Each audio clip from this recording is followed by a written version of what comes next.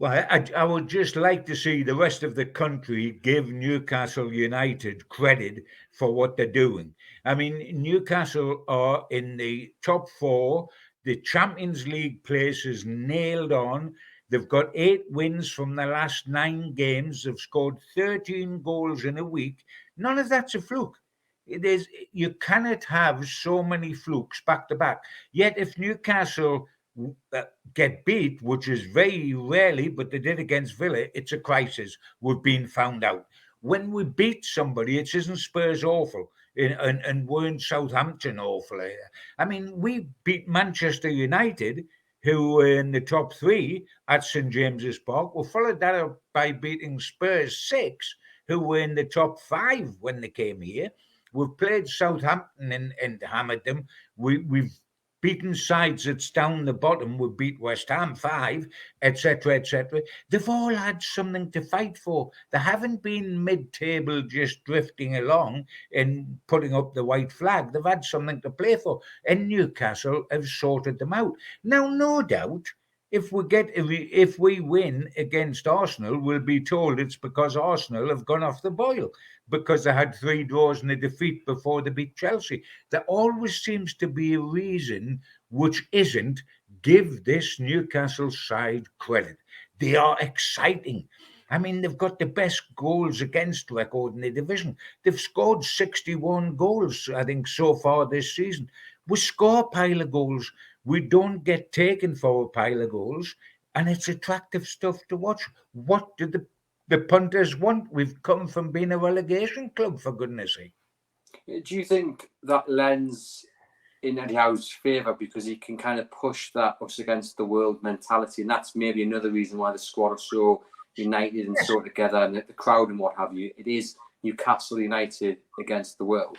Yeah, it's we are united against the world. And that's a good thing. And that's a mentality which Alex Ferguson, when they were winning the league title year after, would say to in the dressing room, they all hate us, but we don't care.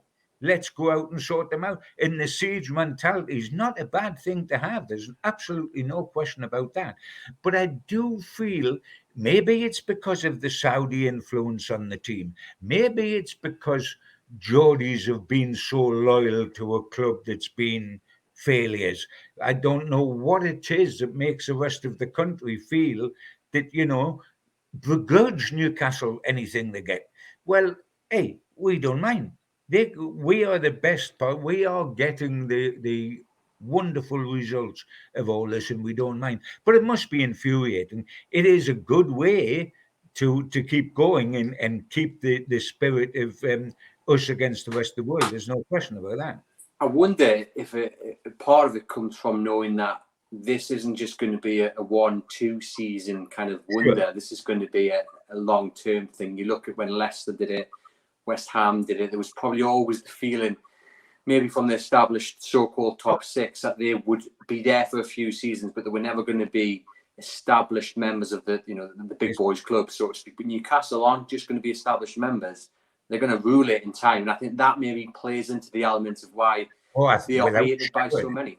Without a shadow of doubt. I mean, the rest of the world and the alleged Elite 6 could look upon Leicester and say, what a lovely fairy tale that was.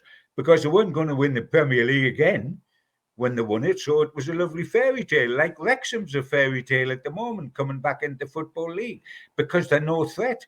If they become a threat in 20 years, there won't be a fairy tale. But that's what that was all about. West Ham was a lovely fairy tale, etc., etc. I mean, nobody got upset when Newcastle finished 5th under Alan Pardew because they knew it was a fluke season. We would go back to what we were, which was a bottom half club. And we did. The next season we did, because they knew that under Mike Ashley there wouldn't be the investment. There was no foundations put in. It was quicksand that the club was built upon. So there was no sort of muttering now. The trouble is now we've got the basis to do what these other clubs have done. We've got the basis to be a replica of Man City. We're maybe about 10 years behind them in terms of their building progress, but we're capable of doing that. And Klopp and Liverpool don't like that. And Manchester City won't like it when we get a bit closer, but they're a bit elite. Manchester United aren't so chuffed. Spurs are terrified. Chelsea are terrified if the owner ever gets round to looking beyond the chaos of the rubble within his own club at the moment.